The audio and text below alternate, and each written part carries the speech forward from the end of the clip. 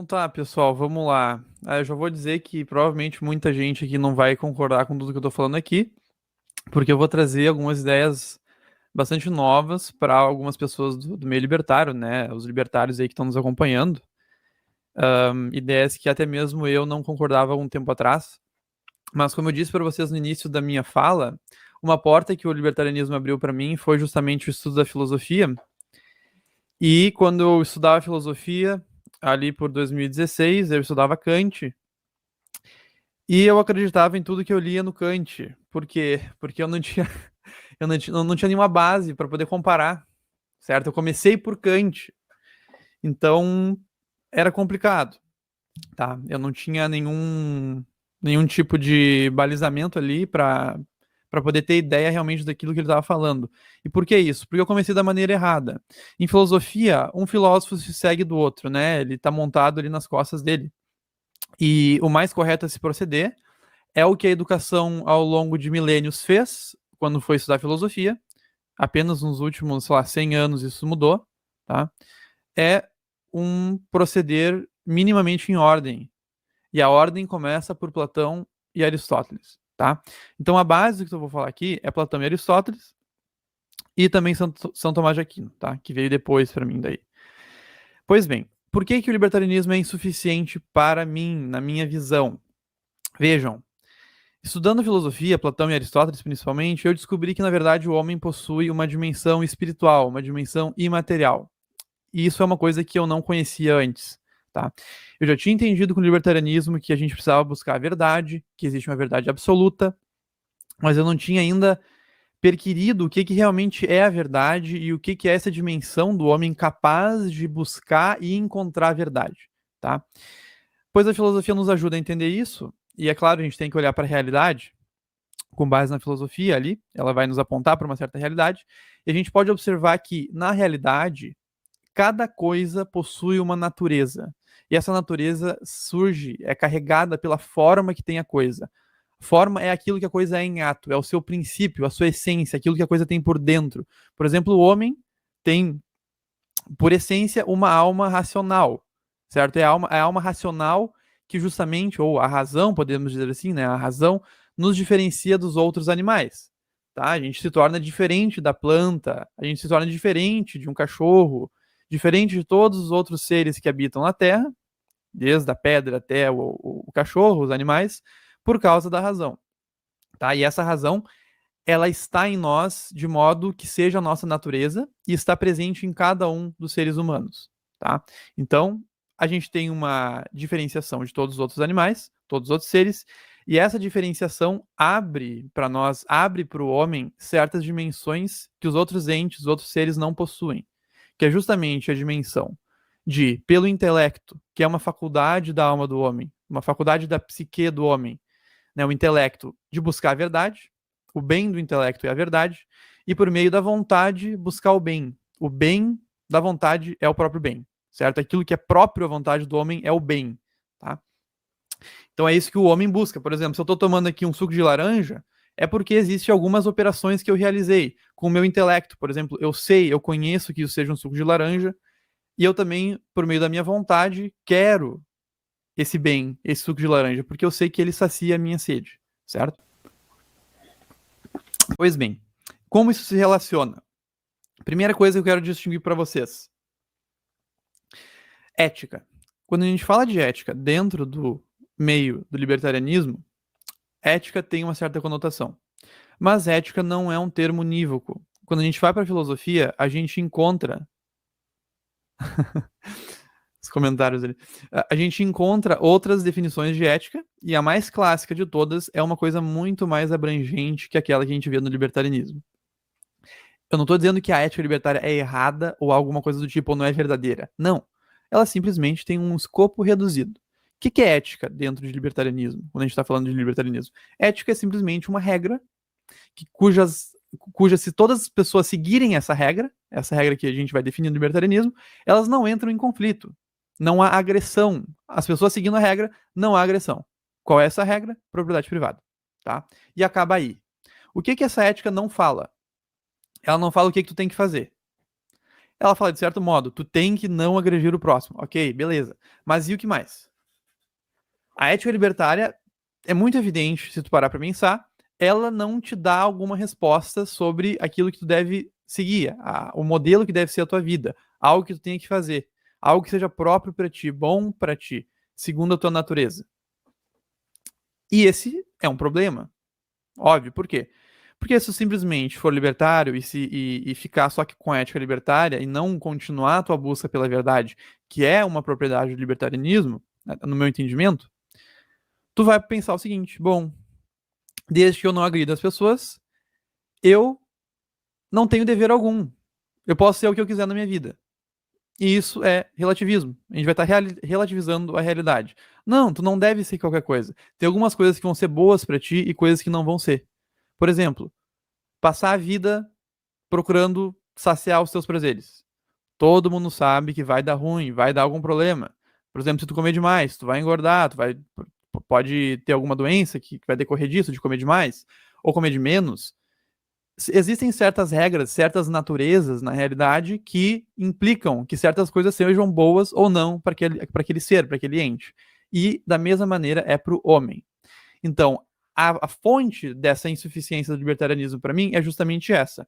Temos uma natureza e não sabemos quais são as ações próprias e boas para essa nossa natureza, para a gente aperfeiçoar, para a gente completar-nos, termos uma vida coerente com a nossa natureza, dado que o libertarianismo apenas nos diz para não agredir os outros, o que já é uma coisa importante de se ter em mente, óbvio, tá?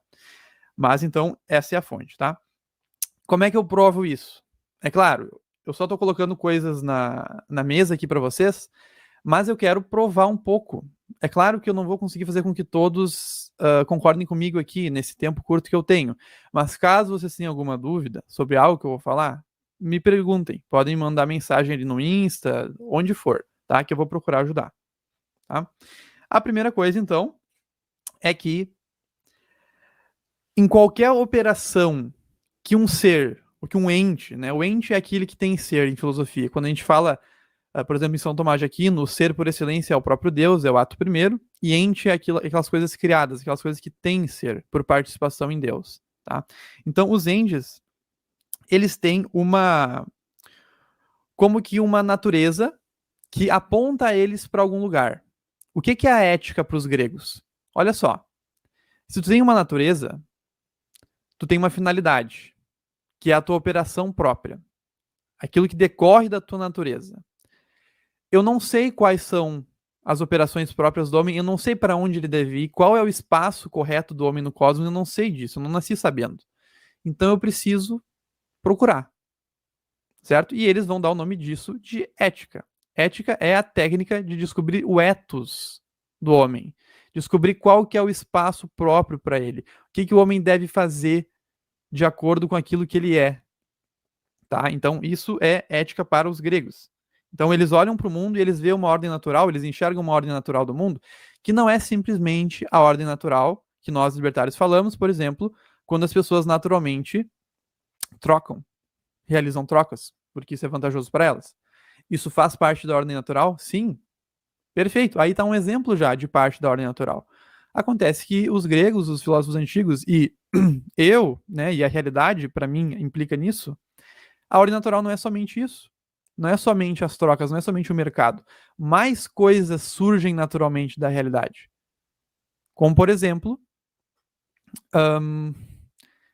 que o homem deva ser corajoso. Que ser corajoso é bom para o homem. Isso é parte da ordem natural das coisas. Porque isso, a coragem, aprimora a vontade do homem, que é parte da sua natureza. Certo? Que é aquilo que distingue ele dos outros animais. Então é próprio para ele.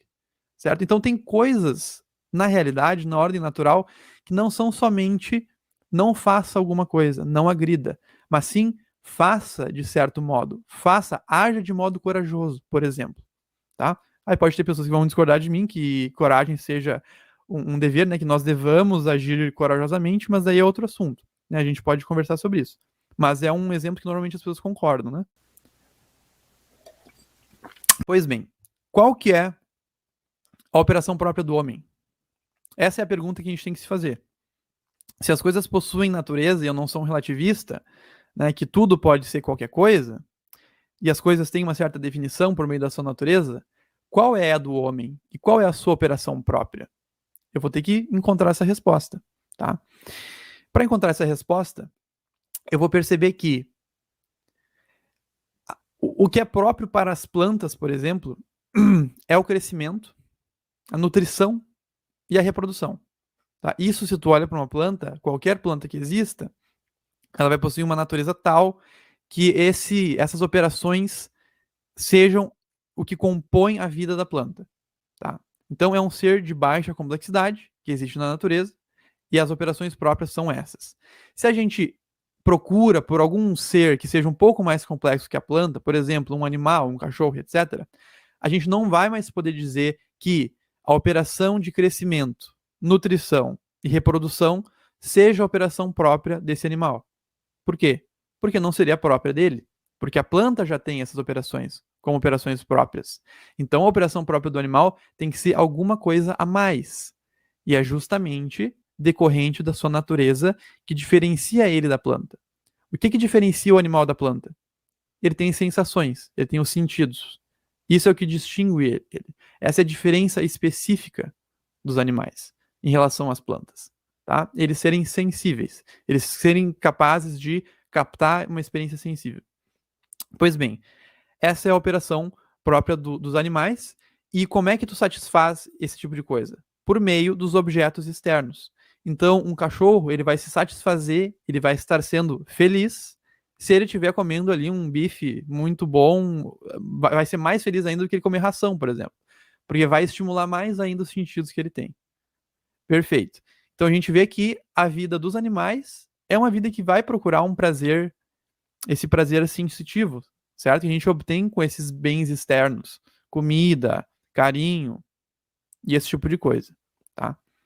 Pois bem, se a gente procurar agora um ser que seja mais complexo, mais desenvolvido, podemos dizer, mais perfeito na filosofia tomista, a gente vai encontrar o homem na Terra e nenhum outro, tá? Então o ser mais complexo na Terra é o homem. Qual que é a operação própria do homem? Não pode ser crescimento, nutrição e reprodução, porque essa é a operação própria da planta. Não pode ser a vida sensitiva, os sentidos, os prazeres, porque essa é a vida própria dos animais. O que distingue o homem dos outros animais? A razão.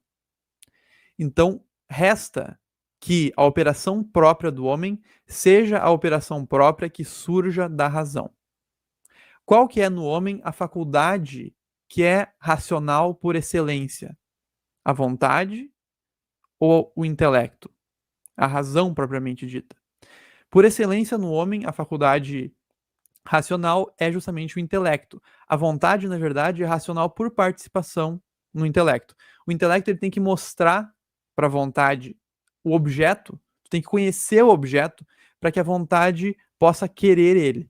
Então, é como que a vontade deve servir ao intelecto, certo? Porque o intelecto ele apresenta o objeto para a vontade. E aí a vontade começa a funcionar, começa a querer aquela coisa. Se eu não sei que suco de laranja é gostoso, sacia a minha sede, naturalmente a minha vontade não vai desejar esse bem, certo? Esse bem específico, esse suco de laranja, porque eu não conheço ele ainda.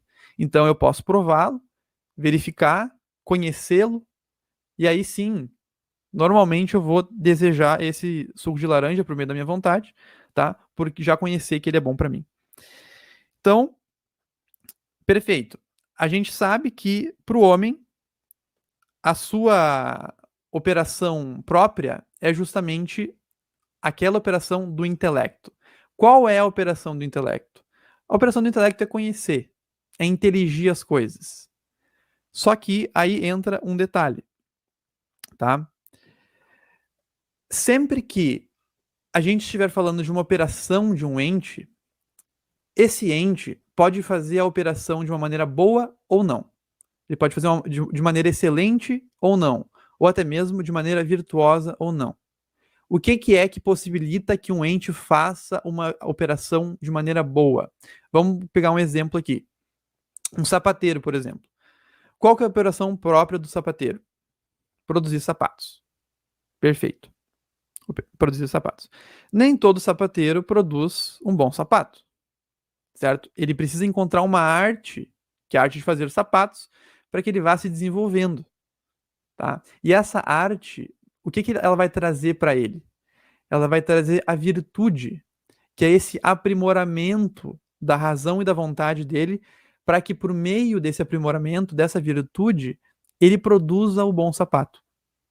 Tá? Da mesma maneira, se a gente pegar, por exemplo, para que eu haja bem frente ao perigo, frente ao mal, o que eu preciso? Para que eu haja bem frente a essas coisas, eu preciso da coragem, da virtude da coragem, que é um certo ordenamento das minhas faculdades. As virtudes são esse hábito que eu posso ter, que eu posso obter para as minhas ações, tá? Então, não basta que eu realize a operação do intelecto, da razão, que é a minha operação própria. Eu ainda preciso realizar ela de uma maneira boa, ou seja, por meio das virtudes. Isso, se eu quiser encontrar o que compõe a operação mais excelente do homem, que a gente pode dar o nome de felicidade. Sempre que um ente realiza aquilo que lhe é mais próprio, da maneira mais excelente possível, a gente está falando da sua perfeita existência. Não lhe falta nada. Ele está fazendo aquilo que é mais próprio para ele e ainda da melhor maneira possível. Né? Em filosofia, a gente dá o nome para isso de felicidade. Tá? Essa é a felicidade. Então, a felicidade para o homem vai ser justamente isso. Essa operação do intelecto, que é o inteligir, que é o conhecer, que é essa relação com a verdade, certo? Conhecer a verdade, tê-la em ato, obtê-la, certo? Segundo as virtudes, para que isso seja a melhor intelecção possível, tá? Então, aqui a gente define a felicidade para o homem. É claro que eu estou fazendo super rápido aqui, porque meu tempo já está acabando, mas espero que tenha dado para dar uma ideia aí do que é a felicidade para o homem. E o que falta, pessoal, é o seguinte: isso tudo só vai ter sentido se as coisas possuírem uma natureza própria, se elas possuírem uma operação própria. Se as coisas não possuírem, se elas não foram feitas para certo fim, então isso que eu falei não adianta de nada, não tem sustentação alguma, certo? O que eu falei depende que as coisas tenham uma finalidade própria, que elas não adquiram uma finalidade, mas que elas tenham uma finalidade, que elas apontem para algum lugar. E para que isso aconteça, é claro, a gente precisa que as coisas sejam criadas por alguém que determina a finalidade da coisa, tá? Então, quando eu produzo algum objeto aqui na minha casa, eu determino a finalidade desse objeto. Em filosofia, Aristóteles vai mostrar isso, né? Como as coisas possuem uma finalidade própria, é porque elas apontam para Deus, que é, em Aristóteles, o primeiro motor, o ato primeiro. Todas as coisas têm como causa final esse primeiro motor, tá? As suas naturezas apontam para ele de maneiras diferentes, tá? Mas é com base nesse primeiro motor que surge essa natureza, essa operação própria de cada uma das coisas, sempre apontando para esse primeiro motor.